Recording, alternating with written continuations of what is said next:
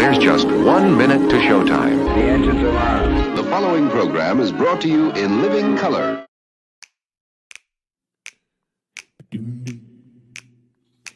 When they wrote up the systems and the rule set that we use, did working people get to write a line?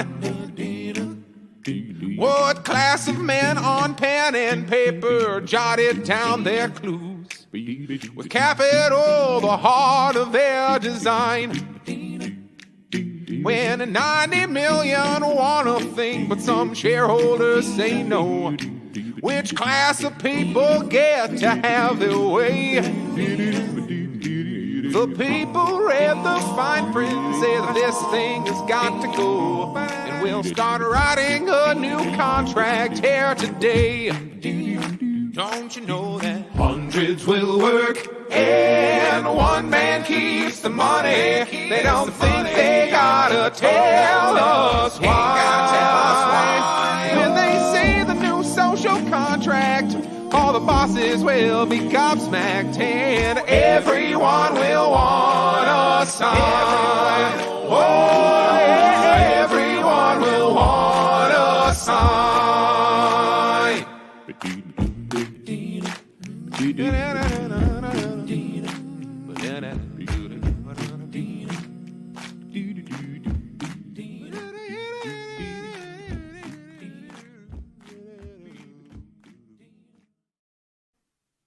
Showtime indeed. Hello, cousins. Thank you for joining us for another episode of Social Contract on the Revolutionary Blackout Network.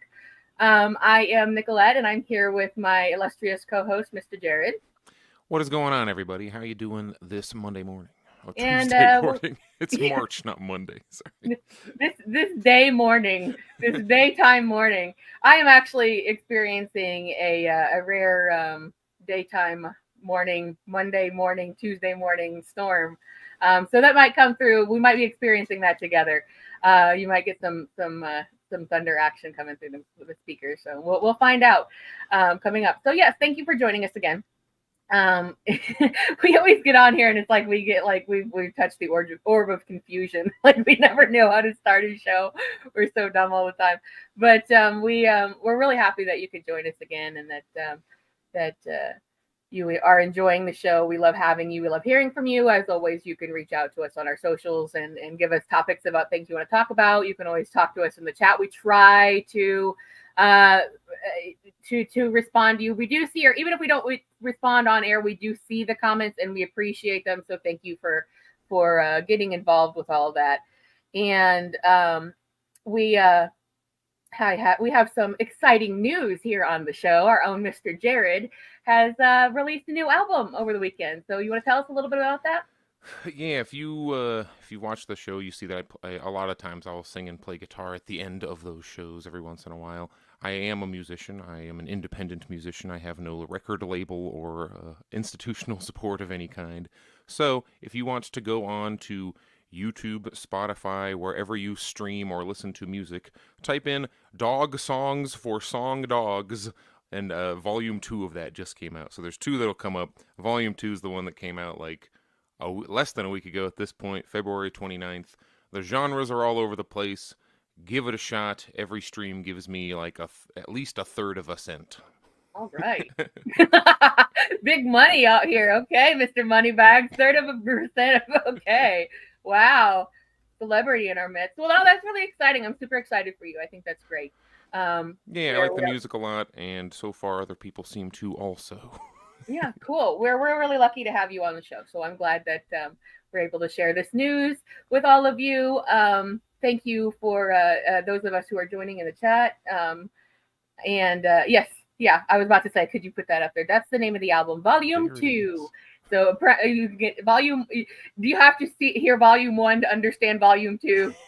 I wish it had that kind of like plot going on. It's really that it's a bunch of songs that I didn't know what, like, could they fit on, quote, an album? What even is an album anymore, unless you're like over the age of 30?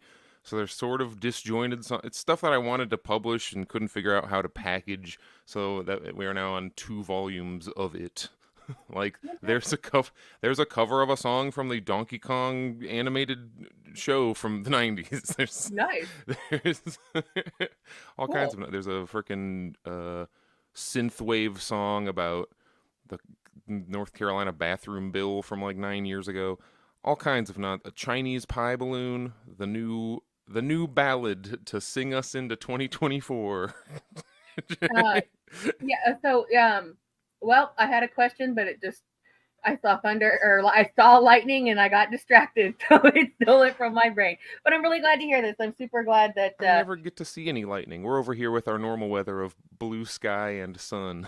Yeah. It's not very typical to have these daytime storms going on. So, I see way down the way a tree. There must be a fallen tree somewhere, because I see a city tree truck that's just pulled into somewhere. But I'm not surprised. It's been kind of a not serious, like, oh, take cover type of storm, but we just don't really have them that often. So anyways, Dog Songs for Song Dogs Volume 2 is now available from our very own Mr. Jared, and we appreciate that you shared that news with us today.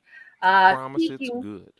Well, speaking of news, we do actually have some stories from the week that we wanted to share with all of you. And once again, thank you for joining us live. Also, remember to do the whole like, subscribe, share, comment thing, because the internet likes that. And then when you share the things, or when you or put in likes or comments, then that makes it show up for other people. So we always want to try to unite our beliefs together and help everybody find the kind of info that we're trying to put out there and trying to do good with. So do all that good stuff, and let's get to it.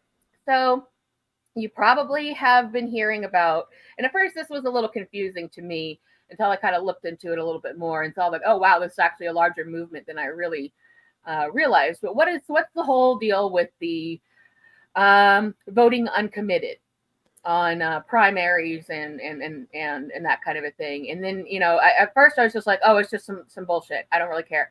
But then because there's so much more important stuff going on. There's we've taken a couple weeks away from we're doing much reporting on what's going on in Palestine, because things were just like staying bad, and there wasn't just a whole lot new things going on to talk about.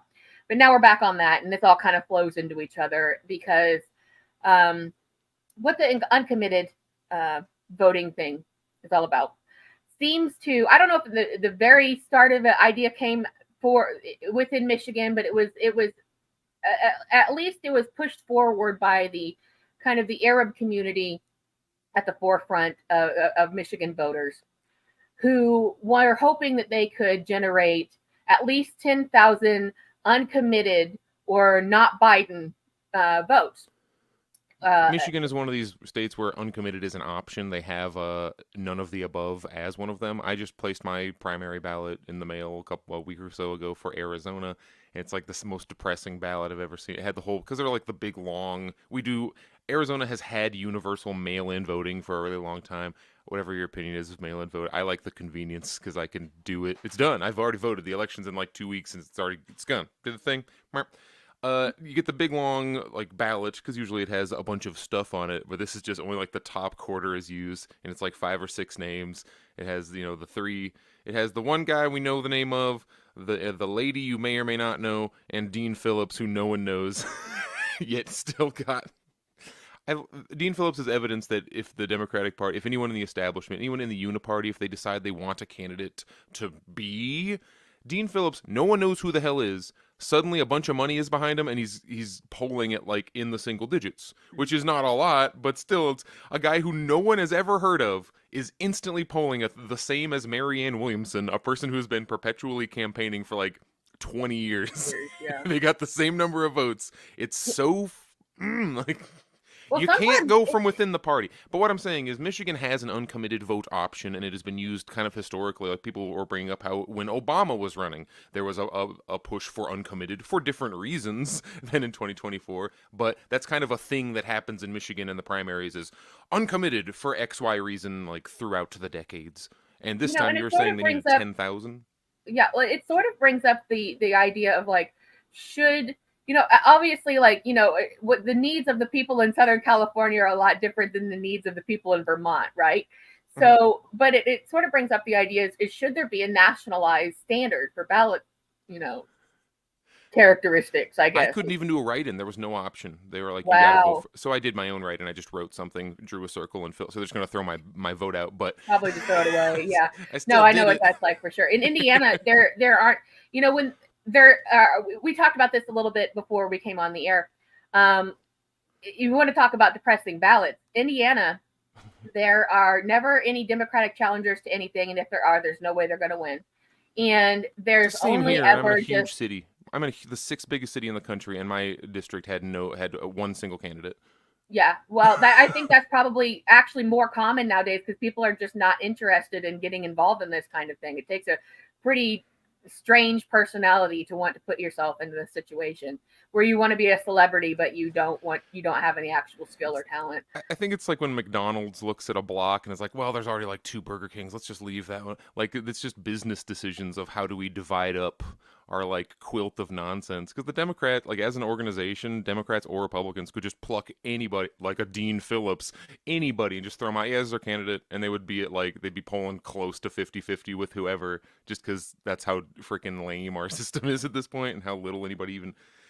I don't think we're waiting for like amazing candidates to present themselves, and that's why we have like a lack of competition. I think the lack of competition is entirely by design. And I already did like a Burger King McDonald's thing. How like Time Warner and like Comcast like just agree with each other to not be competitive over certain areas. I think the exact same thing happens with our current single party system. Yeah, it is a single party system for sure. And that's what I'm wondering. District. We can have this district. Yeah, right. And it's and the whole gerrymandering and redistricting, that's a whole other conversation that we could spend hours and hours on right now. And every single place does this. And it always does seem to be mostly at the hands of Republican candidates. When they don't get what they want, then they try to redraw the lines of districts, and that's how you get these weird shaped things so that they can get what they want out of the results that they want. But in a place like in Indiana, there's just nobody to challenge. You can just get psycho after psycho after psycho. And it's not like I'm like, oh, yes, a Democrat. Now we're saved. It's not like that at all. There's just no options for these things. And wouldn't you rather have an Indiana Joe Manchin or something? They say they're a D, but the thing of it is it's like somebody might say they're Democratic, but then they're literally just a soft Republican, because of the uniparty thing. Or they might, but that doesn't even fly anymore. This is a very strange place with very strange people. Yeah, tell me about your depressing ballot. But we don't have ballot initiatives. So it's like, what's the point? None. No. Sometimes they'll ask you some weird, crazy worded question for your opinion, but ultimately it counts for 0. It doesn't mean anything. And you can write in things, but then they just throw that shit right in the trash.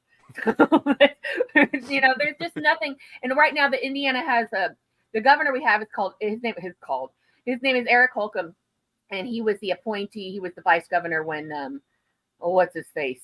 Can't think of his name all of a sudden. Shithead that was vice president. Mike Pence. Yeah. Yeah, he's from Indiana. I forgot. He's like a radio guy. Yeah. We did that. And actually, while Mike Pence was governor, he did a thing in Southern Indiana. There was a big HIV outbreak, and he was like, "No, you cannot have a needle exchange because I don't believe that, and neither does God, and I speak for God." So all that shit happened right before he was elected to run with Trump or whatever. And but anyway, his appointee was Eric Holcomb. Eric Holcomb is now retiring, and he was like shit. He was a shit governor, big time, but like kind of like a moderate shit governor. Now there's a couple of random psychos that are like total out there psychotic people running, and probably like 14 people will vote for them because nobody even bothers to vote here, because who the hell are you going to vote for unless you are also a psycho, which most people here are.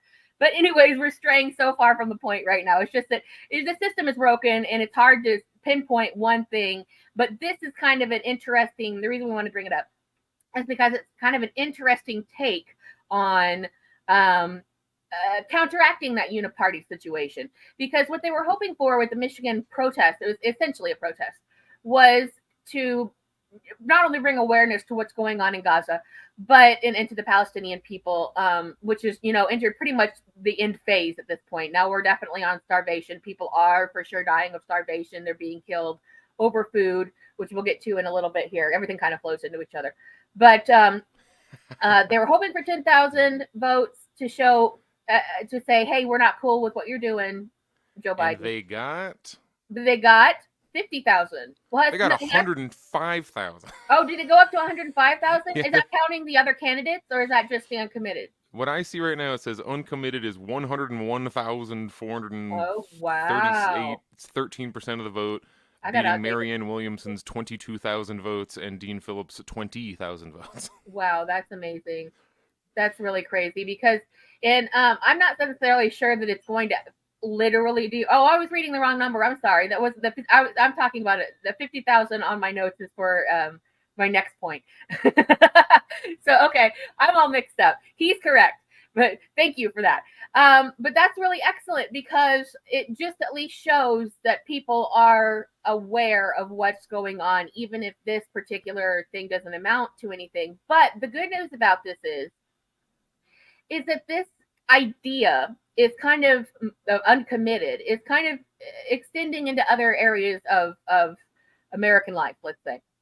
So in Washington State, that is, they have their largest union, which is the United Food and Commercial Workers, which has the 50,000 members. That's where the number 50,000 came from.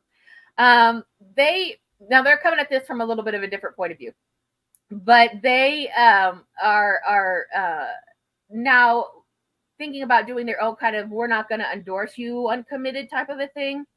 But mostly it's because they don't feel like he's a strong enough candidate against Trump. So it's not necessarily like the union is standing up for excessively for Palestine, but they're kind of following that same lead. And there's a publication in Washington called The Stranger who endorsed the idea, and they said, basically that for probably the right reasons. They said we're looking at two genocidal geriatrics leading in the polls. That was their quote. So that's spreading on to, some other locations, and Colorado is now looking at maybe doing something like this in their primary. So it's extending to other states versus voting, and it's extending to labor unions to try to leverage maybe a better contender, I guess, that we could say. But the fact of the matter is this has piqued people's interest in one way or another about how that they could potentially leverage something or have some actual agency over a vote, because we've reached the pinnacle of your vote doesn't count, So that's where we really are right now, is people are looking for ways that they could feel like it actually matters. We've always been fed this line, especially since the 90s. Back in the 90s, they started this whole thing called Rock the Vote. If you were there, you remember, but it was just like this way, because kids and young people, or young voters, or people who would age into voting, did not give a shit. They didn't care at all. They were not interested, not engaged. They were kind of seeing things we were before they decided that shit didn't matter anymore, because they got that Gen X generation of people aged into adults who don't give a shit about anything. They're like the most apathetic group of people that have ever existed. But they to try to inspire votes, that this whole Rock the Vote campaign started, and MTV was involved. It's like, oh no, voting is cool, man. Let's cigarettes and vote. That's really all that there was to it at the time. It was very vapid. Vote or die being the eventual South Park joke that it became. Vote or die, motherfucker. Vote or die. Remember what I'm talking about? No, I wasn't reacting to you. It was just this very strange sound. Like it was like, oh, is this the big one? Like I'm like, what's the tornado sound like? And everything just sweeps away. No, it was this very strange thunder sound that I wasn't sure what I was hearing. He had the parody of Puff Daddy, who was literally like, if you don't vote, I will kill you. Yeah, right. So they kept trying to keep up that momentum throughout the years, but now we're up to the point where it's like, millennials are adults, and then the Gen Zs are adults now, and the alphas are getting into voting age, and this shit's not working anymore. So now people are kind of looking at this as like, maybe this is a way to send a signal that we're not for taking the worst people this country can scrape off the bottom of its shoe and elevating them into puppet status to run this goddamn country and do like this dark, dirty work, of taking over the world and starting wars, because we haven't had one in a while. And they know, and we've talked about this before, and we were talking about it before the show.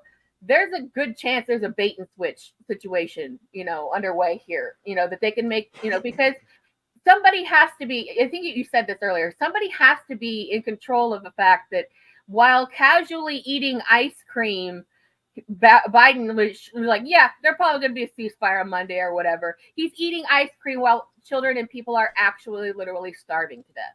There is footage of plenty on the internet right now that you can see anywhere you want to. Like they are being starved to death, and we are assisting in that. And he's eating ice cream. It is like the most let them eat cake moment, that this modern world has ever seen.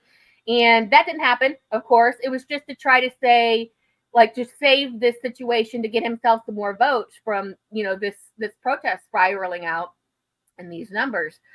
But we're talking about literal people starving to death while he's eating ice cream. It is pretty much the most disgusting thing that could, any politician could really do. The thing that they are counting on, I'm sorry, not the thing that they are counting. I'm making this as if it's like wishful thinking. The thing that the pattern has shown, especially in our last, in the primaries, not the primaries, the midterms in our most recent election, where everyone kind of predicted, it's like, man, things are not going well in the country. Joe Biden is very unpopular. This is going to be a, quote, red wave. Like, it's going to be a bunch of, but it wasn't. It was actually the Democrats did relatively decently. So they are banking on, by November, all these uncommitted people, everybody making a big deal out of their protest vote, whatever, right now in these primaries, are just going to go back to voting for Biden anyway. And there is already, RBN talks about this constantly, there's already the revving up of all these quote-unquote socialist groups who are starting to softly try to, break it to people. It's like, well, everyone, at the end of the day, we have a first-past-the-post system, and you have to vote for the lesser of two evils, and we all have to grow up and come together and vote for Biden, because now it really matters. We all had fun out there, but now we have to, and they think that's what's going to happen. And history has shown that probably might even, I think they will, at the convention, if they have any kind of freaking political skill, they'll swap out Joe Biden. He gets to go, I pledge all of my delegates to Gavin Newsom or whoever the fuck. It probably won't be Gavin Newsom. Gavin Newsom seems less popular than Biden in these polls, but they are too scared to even allow the voters a primary. We didn't have a Democratic primary this year.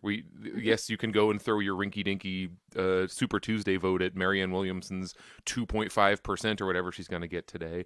But like Trey is saying in our comments, yeah, I'm curious to see how many people do not vote for the uniparty, and how many people either vote third party or do a goof write-in. Because I think you should vote just so you're not the number.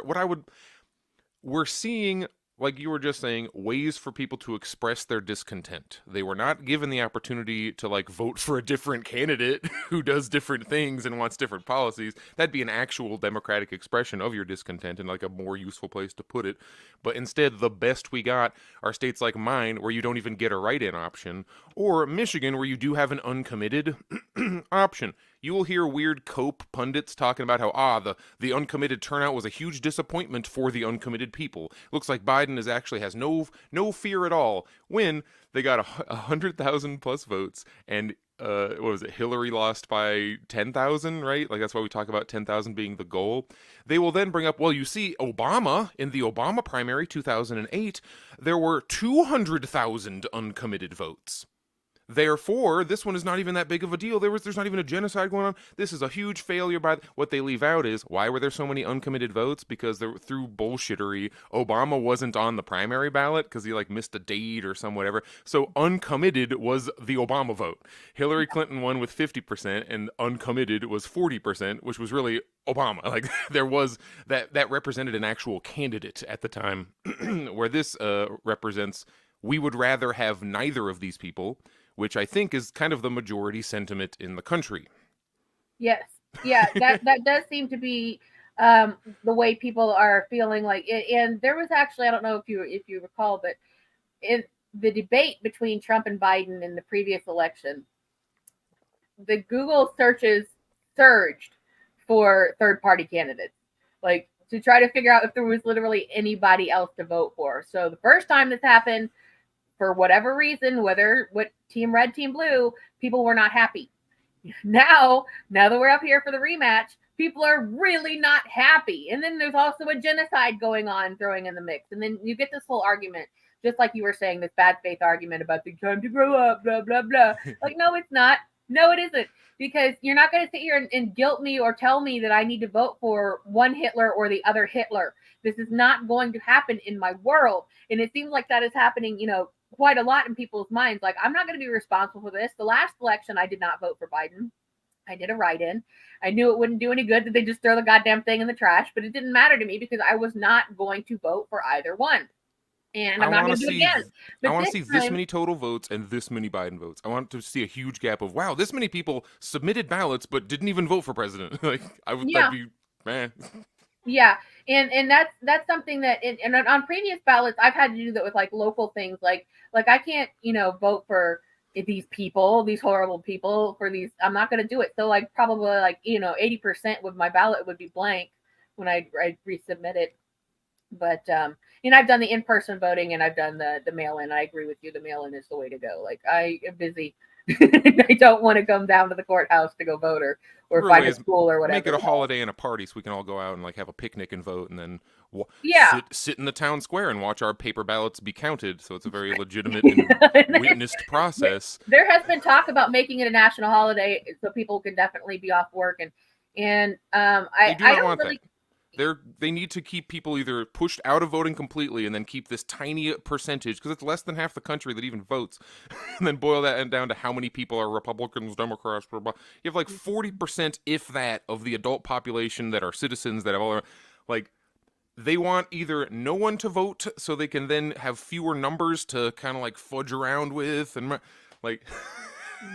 You know what I'm saying? Yeah, and pushing the majority of people out of the situation as possible is the main goal, and then that, I think that probably is a really sound strategy. Is like, if you're in a situation like me where you've got nobody to vote for, nobody to write in, no ballot initiatives, you would I know I'm not voting for those people, so I'm kind of in a situation where for the first time ever in my voting life, I've voted since I was 18 years old, that I'm thinking, well, I'm not going to vote. But, I do like the idea of at least maybe ordering a ballot and then just not returning it, because at least then they have the demographic of somebody who ordered it, but they didn't return it, because that just write fuck you on it and send it back. Yeah, fuck you and send it back. Yeah, that's exactly like, or just, punk on it, or write Barbie for president or some shit in there, because like at this point, it's like, what are you even going to do? And everybody, it seems like, well, not everybody, I'll definitely not say that, but like a large majority and a growing majority of people are facing the same issue of realizing, like, I am not going to vote for either of these people. And a lot of the people that voted for Biden have buyer's remorse now. Like, they maybe felt like they were forced into it to try to stop Trump. And it is, again, that false dichotomy of like, well, Trump's going to be a genocidal maniac. He's going to do it. It's happening right now. It is happening right now under a Democratic president who swore up and down he was going to make things better and all this shit. They had 2 years to codify Roe versus Wade. Then just this time, because there's been Democratic supermajorities, under Obama. There's been all these other times for 50 years where they could have done that, just that issue alone, could have made sure that was, put it in the damn Constitution. Make sure it's like never going to be messed with. No, why? When you could fundraise off of it, when you could scare people into voting for you, because the other guy will definitely make it worse. We got to stop working with this fear mongering stuff that most people are exposed to. Now, I know that we all hate, the mainstream news. Probably nobody more than us two who can sit here on our show and be like, no, they say the worst things in the world. But you do catch moments of it every now and again. And it is literally the worst propaganda I've ever seen in my life. You will not believe how they can switch these situations. And that's another thing we were going to talk about was, you probably heard about the Flour Massacre. Flour meaning like the grain, like flour, not like flowers. Flour Massacre happening in Palestine. And where that was, if you take the mainstream media version of events, like CNN specifically reported it, called it a chaotic incident, right? Okay. So what happened was these people, because there were survivors of this, and they were like, hey, no, actually, this is what happened. The survivors of this were either ordered by the IDF to be in a certain place at a certain time if they wanted to receive any supplies, some food, because these people, and I cannot stress this enough, are actually starving. And if your bag is not people, you're like, I don't give a shit about people. Well, do you like animals? Because they're gone too.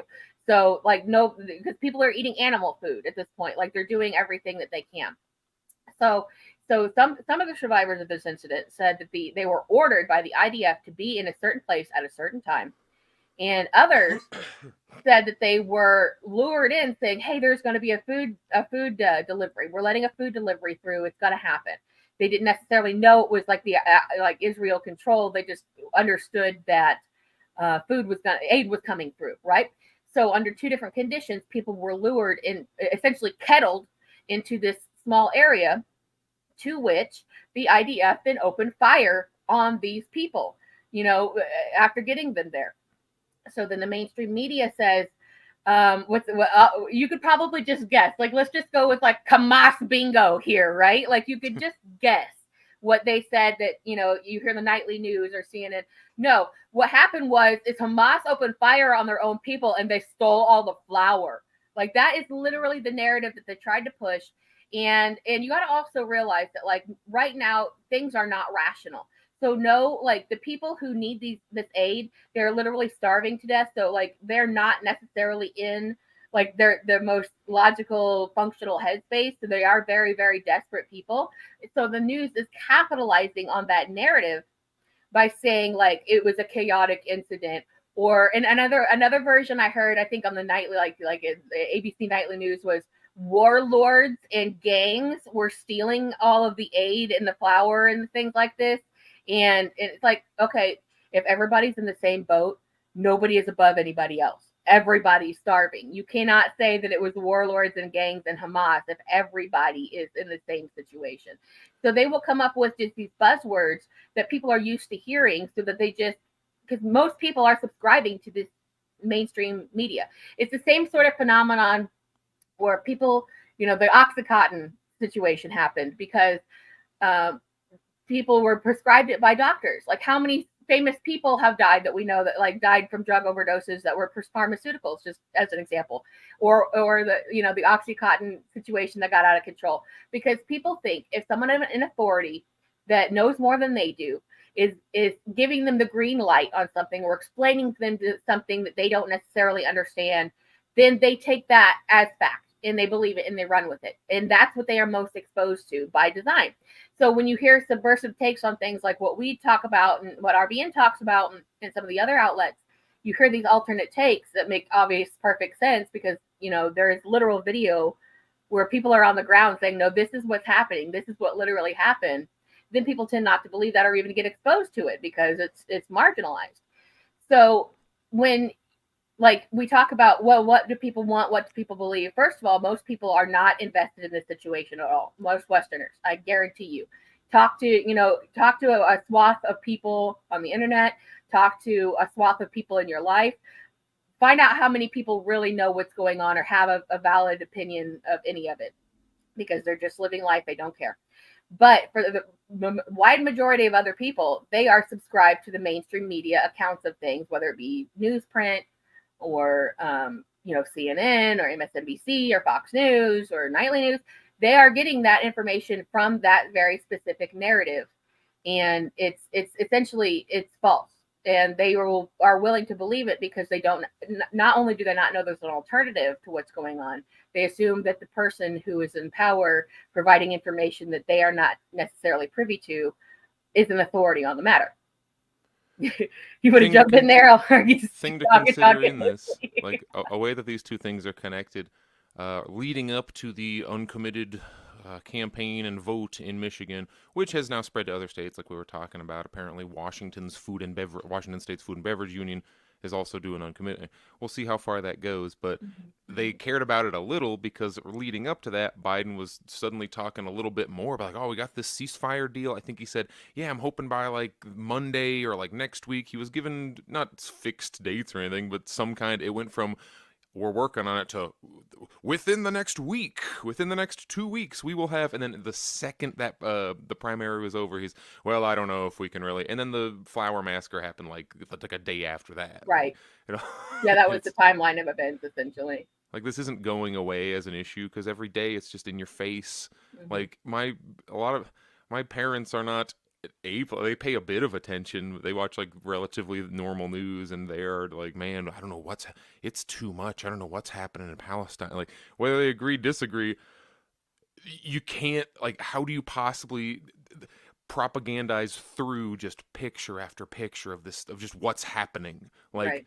it was the old saying was that a lie can make it around the world before the truth can get its shoes on, and now that's no longer true. You will see the video of it happening, and then 3 hours later is the BS, like you're talking about. Like we see it happen, and then they run up way after the fact with, actually they were all terrorists. Terrorists did this. We did not. We are great. We actually brought the flour. Yeah, like, we provided that ourselves. even if you believe their premise, why was there a big stampede for an aid truck? Has there been issue getting aid trucks into Gaza recently? Like, is there not enough food in Gaza? Why is there not enough food? It all just leads back to a voluntary action taken by one party that has power over another. Just, you can't even call them a party. They're just a group of people who happen to all be in the same prison. Like, how are they more responsible for this than the prison guards? Sure. How are the prisoners supposed to be fixing up the prison when the guards are launching bombs at them 24 hours a day? Mm-hmm. I pulled up this is all falling apart too, because like it's not that Al Jazeera is the most biased weird source, but the tone has definitely shifted, because even like the New York Times is starting to talk about like the atrocities in a way. It's like, you guys are like responsible for half of this. How you can't just like run up and act like, oh yes, we're here to tell you the truth and nothing but the truth. But you have a very strong language here coming from Al Jazeera, US.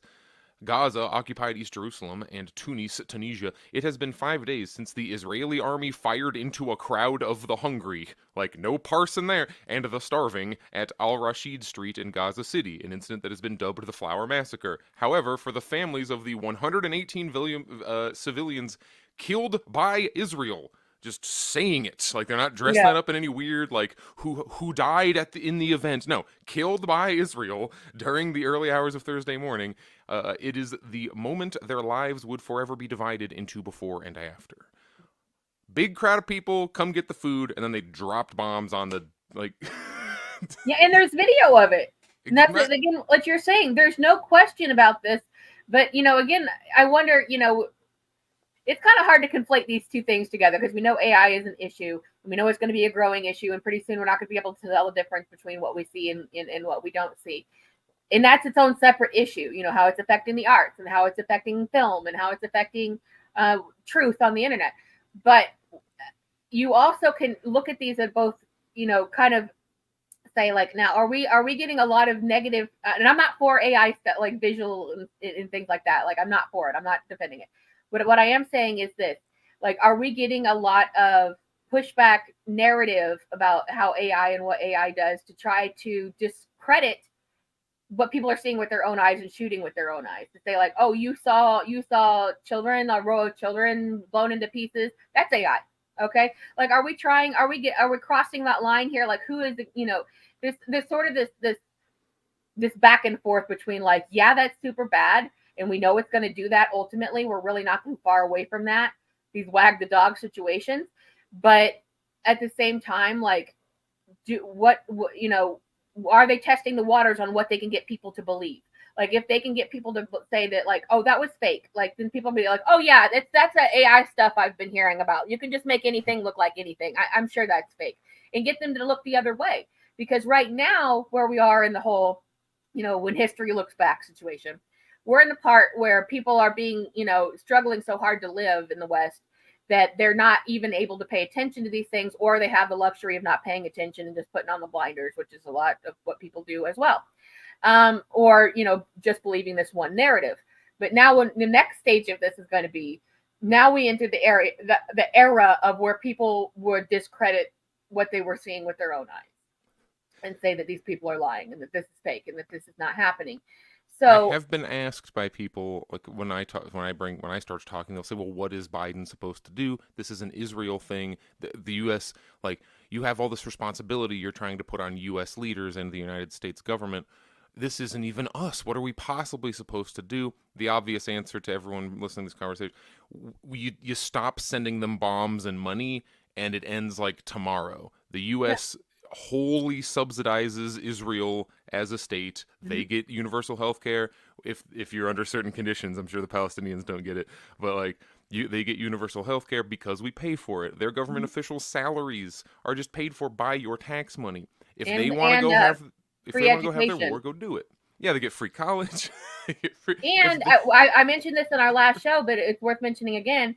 Israelites, like people who live, in the boundaries of Israel, they can come to America and get free medical care and procedures done. We don't even have that luxury. Because why? Because that is something that America wants. That's America in the dark out there. That is America's stronghold. America pulling the strings. America funding everything that's going on out there. And you can look at just like a lot of the things that they're doing out there. It's the way that they're doing military training. They come here and they train our cops. The way that they're doing weapons like development. And then they come here and they tell our scientists, look what we did. Even things that may seem as innocuous as cannabis research is done there because there's no laws against it. They can sit there and do anything they want to out in the open and learn about whatever, and then the American could take all that and propagandize it and put it over here and be like, hey, actually weed will kill you, you're going to die tomorrow. So they take all of our resources and employ them in this place, weapons development. And maybe you remember this is something that haunts my dreams. A few years ago, I need to look up the video and show it here, but like maybe some of you remember a few years ago, maybe 4 or 5 years ago, maybe less, there were videos that had come out of Israel had created basically this battle robot that was larger than human sized, but human proportioned. It was armed with a handgun. And they were on a range with it where they were like shoving it around. Like it was hitting its target. It was shooting and hitting its targets like relentlessly over and over and over again. But then when like the handlers that were working with it would like shove it or jump in its way suddenly, like it wouldn't shoot. So like it was like horrifying. It could spin on a radius. Like it not only was like human proportion, but this was something that I looked at and I've been like, well, this is the fucking end of time. Like that we've got this now, that just because this exists, everybody's always looking at Boston Dynamics who made these stupid little dog robots that everybody hates. And it's like, yeah, that sucks. That shit sucks. But they are making literal death robots. And this is not a joke. Like it's on the internet. They're super proud of it. This exists in turret form. Tell the difference between target and not target. We already have like deployed turrets that are, if I'm not mistaken, fully autonomous. They exist in the world where they're already just a mounted gun that is like motion, shoot. Like, those already are a thing. That's where we're going here. And I mean, we all know that in the back of our mind. Even people who are not connected to the situation don't care. We know that we're getting into the robot, artificial intelligence warfare. We're really we're getting into Judgment Day here. We're getting into Skynet territory. It's really actually happening. To fight people with rocks and fireworks. To fight people who don't have food. Or and that's another thing too. They think that this Hamas force is so sophisticated. We're talking about literal rocks and fireworks, or decommissioned weapons from like the Reagan era. That they managed to come by on the black market that were passed on and passed on and passed on and passed on. They are not a sophisticated fighting force because they cannot be. They do not have the ability to be. They've been marginalized. And again, I really hate this argument of, you hear that a lot of people who are like, Hamas does not speak for the Palestinians. Yes, they do. They're their only line of defense.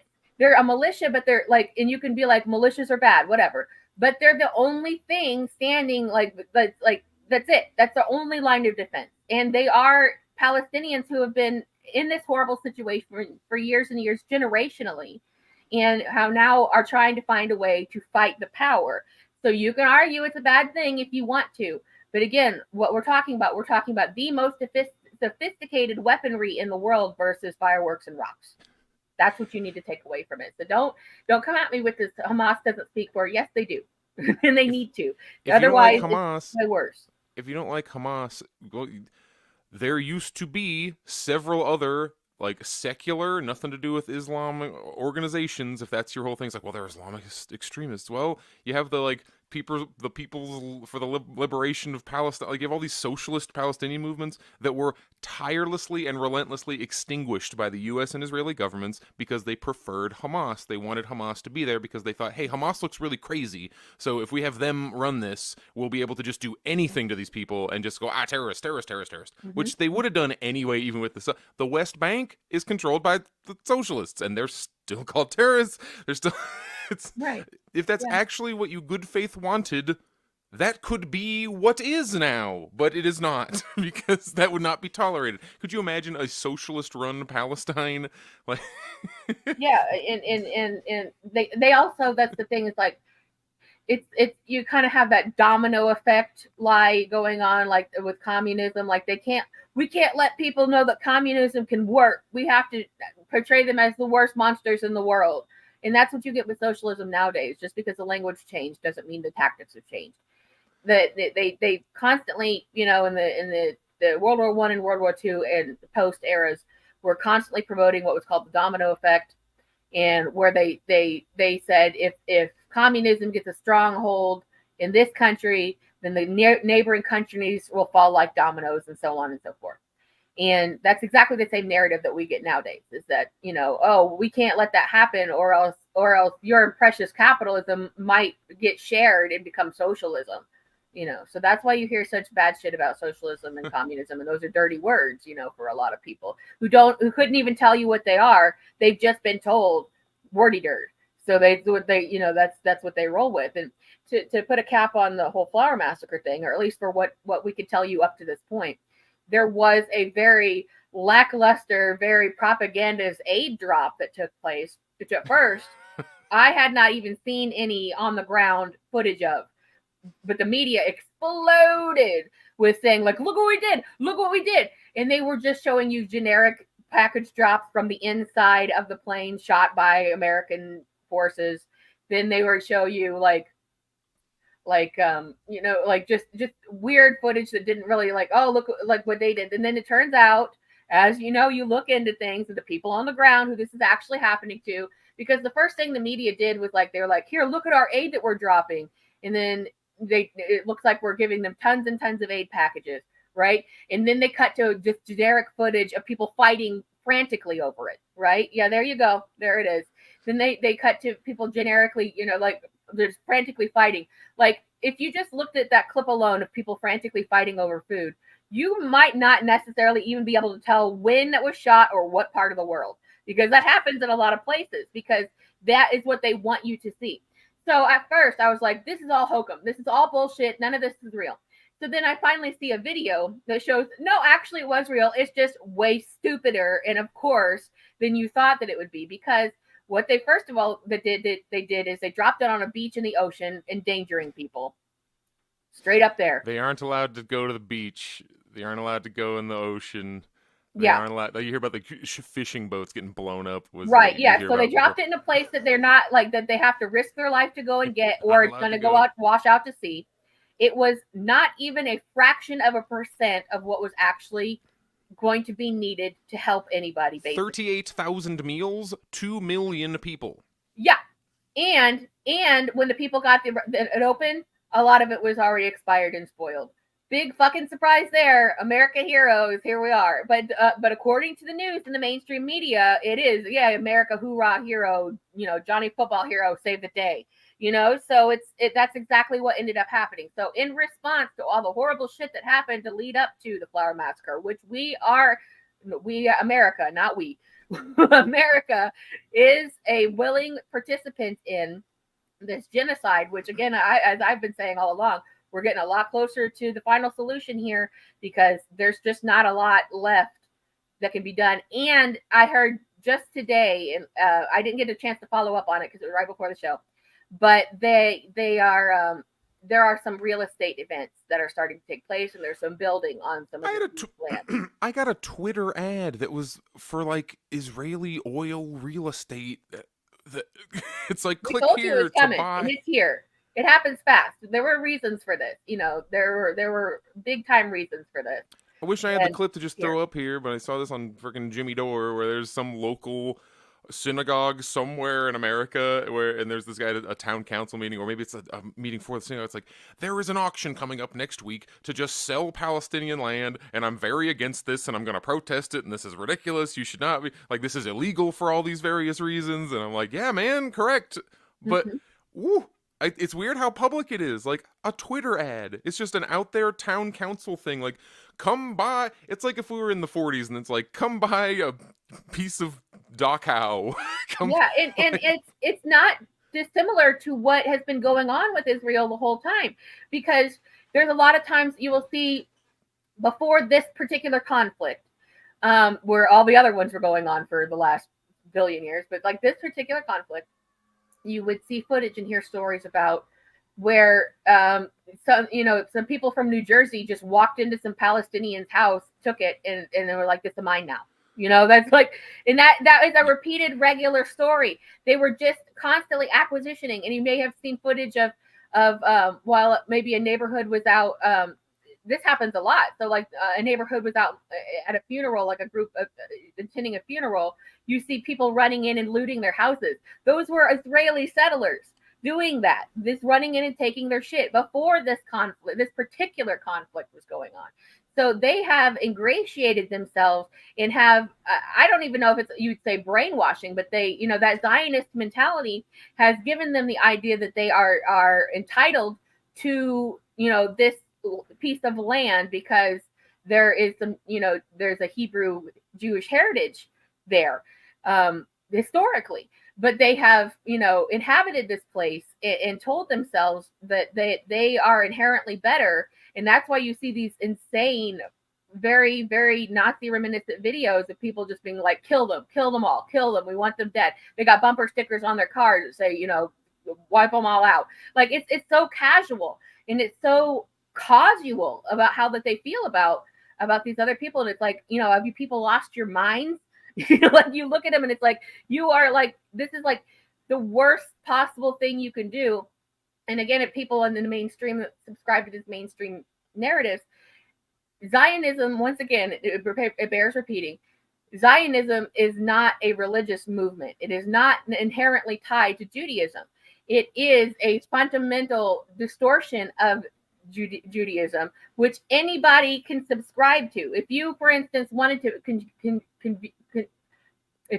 convert your religion to being, like a Hebrew person, like, some people for marriage do this. You have to go through a whole entire process with the synagogue where, they ask you, you want to do this? Okay, you got to learn these certain texts. We're going to talk about it. You're going to be quizzed on it. We expect you to attend these events. You have to do these certain steps to fulfill your membership in our religion, to be respected as a member of our religion, because we look at this as an act of respect to our religion. You can't just be like, I'm Jewish now. You could, but it doesn't count. but anybody can say they're Zionist. And we've heard Biden go on, Seth Meyers the other day, and shame on you, Seth Meyers, for real. But like, because he's listening, Forgot he existed. Right. And he's like, I'm a Zionist. It's like, go fuck yourself, you white supremacist bastard. We know. You've always done this, now you just have a word for it. And Zionism has done more to promote anti-Semitism than anything, because they now have a whole country doing unspeakable war crimes, and they're saying this is what it is when you're Jewish. When you're Jewish, it's when you round up a bunch of people, put them in a camp, and annihilate them. And if that had anything to do with Judaism, they would not have. Have you heard about like the Ethiopian Jews? Yeah, how right? they treated them? Have you heard about Jewish people within Israel who disagree with the war? They get their asses beat in the street by the cops. There's tons of video of all these dudes in the frickin' thing and the ringlets and the hat. It's the like Hasidic Jews, the like ultra-Orthodox Jews who are very against this because they rightfully will be like, this is an affront to Judaism. Zionism is like anti-Judaism. This is ridiculous. Can't be doing this. And you get beat down in the streets if you do that. If you're a pro-genocide person, you get to go into somebody's house and take all their stuff and like put your lawn chairs up and have a party while you watch people get carpet bombed, and like that just furthers this image that it's an entire nation of psychopaths, and that's what being Jewish is. Right, Jewish people, psychopaths. That's what's fueling the fire. And it is again worth repeating. You probably heard this before, but it's worth repeating. there are not only Islamic Palestinians, right? There are Christian Palestinians, there are Jewish Palestinians. The matter is they have reduced, the Zionists have reduced this to race. They are literally doing unto them, unto the Palestinians, which had been done to them. It wasn't about the Jewish faith that they were trying to wipe out. It was about the Jewish heritage and the literal DNA in the body. Like, that's what the National Socialism movement of the Nazis was about, was trying to make the perfect human, which were the most whitest, Aryanist versions of people that they could literally manufacture through eugenic processes to So no wipe Ethiopians. out. Yeah, well, to wipe No out. Ethiopians would be a part of that. That's why suddenly, Yeah. even though they're Jewish, they have dark skin. They don't really count. Right. Like- that was the whole idea. They're literally carrying on that legacy. And it's like, that is like the most shocking thing about it. It's like, I might understand, you know, like a neo-Nazi type of another place, like in Ukraine, for instance, that being their sort of national identity.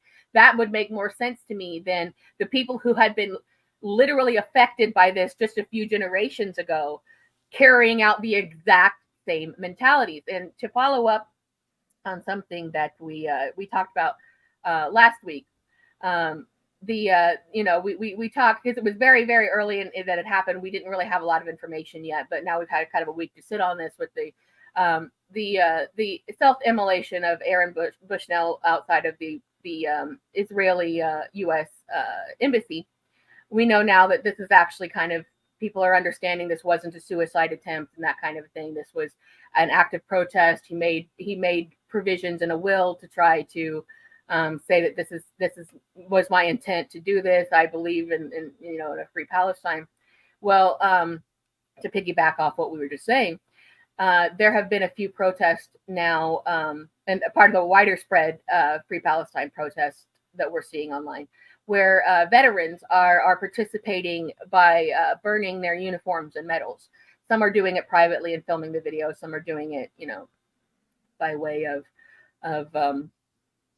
being there, you know, like attending larger events. But this has been in response to Aaron Bushnell's sacrifice of his own life, because the veterans, you know, who else would know better than veterans who have been forcibly, you know, in a lot of cases, put into these situations where they had to terrorize and marginalize innocent or starving or desperate people.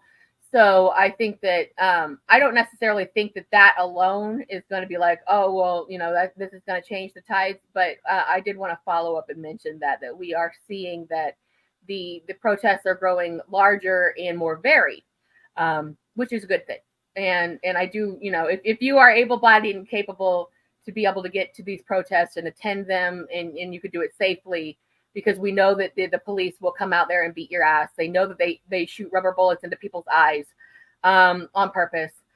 And whether or not you're wearing a press vest or what have you, you're not safe out there. So take as much safety tactics as you can. But, you know, the more that I have learned about this situation, the more disappointed I am that it had to go. He felt that strongly that he had to give his life for it, because, you know, we talked about this last week. He was, you know, he would help feed communities. He was a very community minded person, and it's disappointing to not have that person in the fight anymore.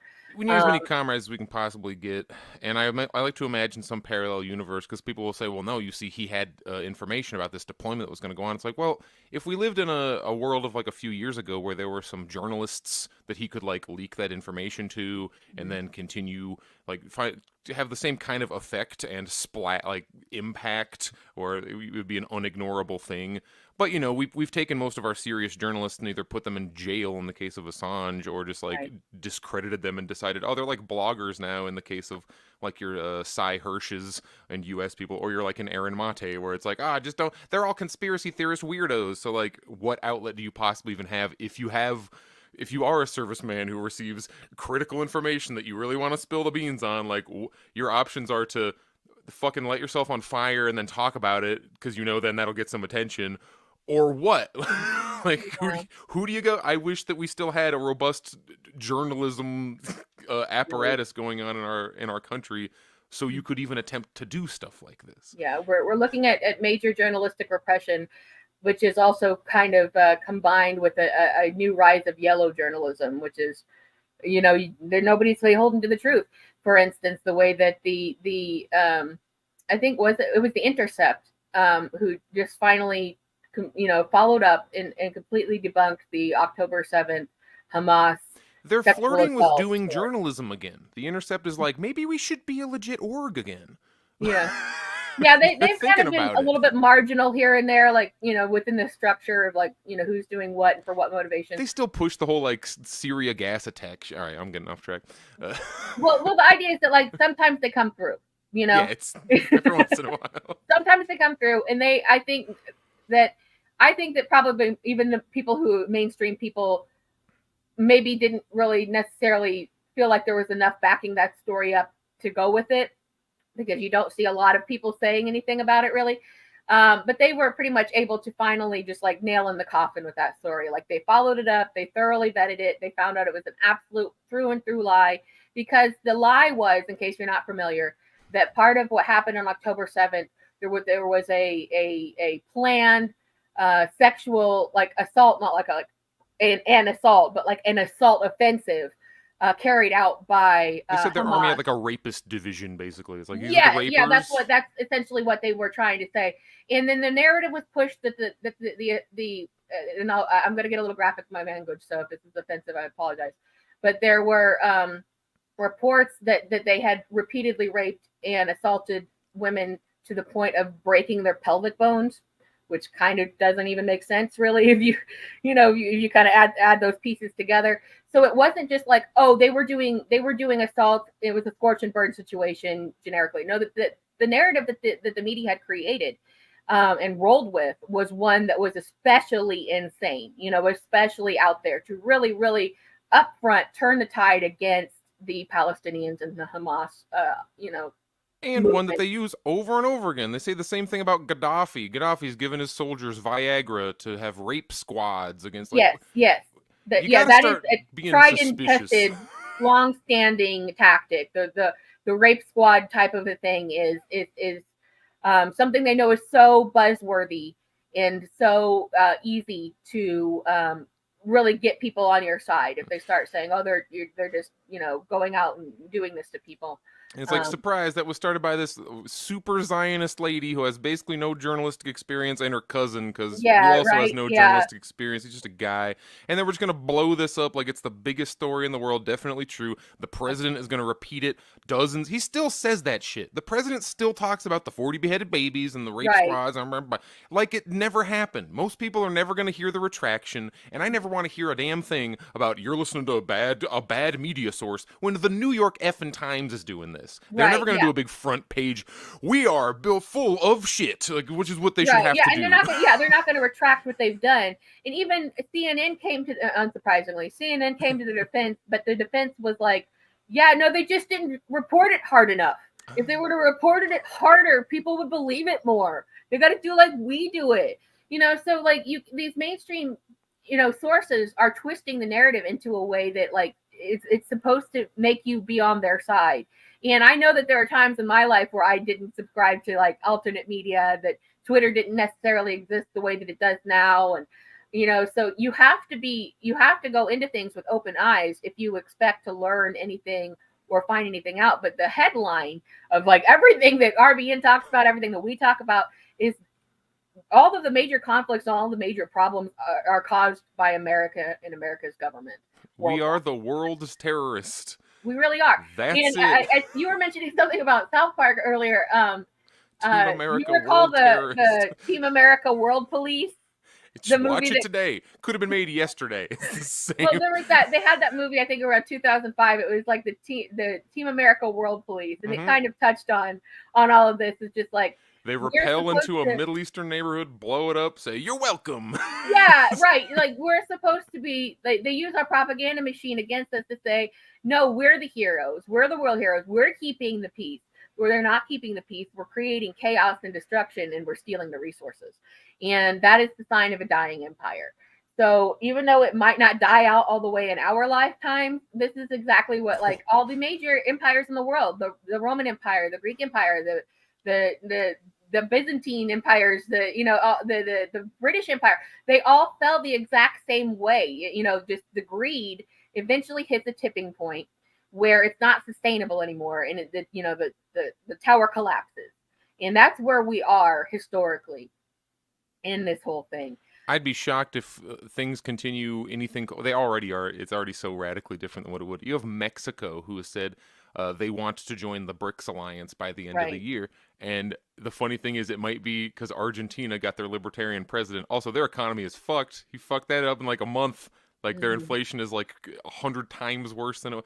So like Argentina is like pulling away from BRICS, and then Mexico's probably just gonna, sure, we'll take your spot. Sure, that'll be fine. You actually turned me on to the whole BRICS thing. I started following some Twitter It's good news. The whole world is like teaming up and holding hands together. Like, we're not gonna let these psychopaths.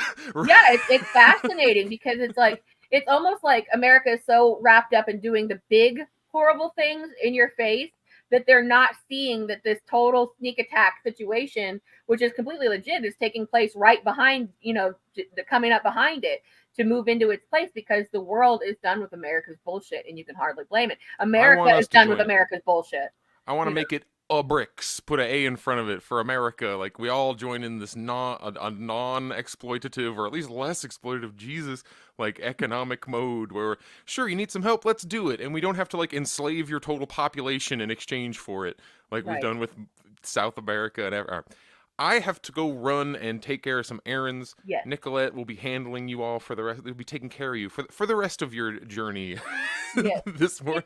Well, you know what? As a matter of fact, I think that we can just probably close it out there. So I will join you, not on your errands, but at the same time, I didn't really have much more that I wanted to we'll tell you about the next or else I'll sit here forever and keep doing it.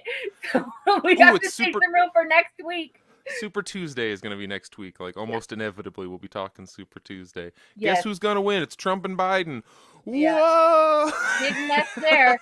So, yeah, thank you guys for joining us. Again, you can always hit us up on our socials or in our tags down there. Thank you for joining us live. Remember, like, share, subscribe. We appreciate you. And we will see you next week with some really crappy Super Tuesday news. So take care, everybody. Mwah. Goodbye.